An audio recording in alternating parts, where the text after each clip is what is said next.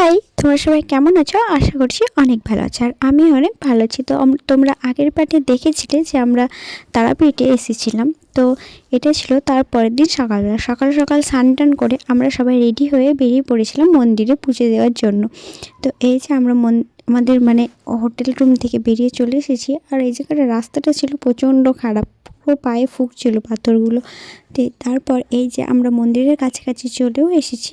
তো আমি এখানে জায়গাটা দাদাকে বলছিলাম ধর একটু ভিডিও করে দে, তো আর কি ঢং করছিলাম। তারপর আমরা গিয়েছিলাম বাটা কিনতে। তো আমরা বাটা কিনে বেরিয়ে চলে এসেছি আর মন্দিরে যাব এবার পুজো দেওয়ার জন্য। তো এই যে মন্দিরের সামনে চলে এসেছে। এই জায়গাটা এসে একটা আলাদাই শান্তি লাগছিল, আলাদাই একটা লাগছিল। আর সেদিন ছিল প্রচণ্ড পরিমাণে ভিড়। তো এই কোনো রকমে আর কি মায়ের একটু দর্শন পেয়েছি। তারপর ভালোভাবে পুজো টুজো দিয়ে আমরা বেরিয়ে চলেও এসেছি মন্দির থেকে।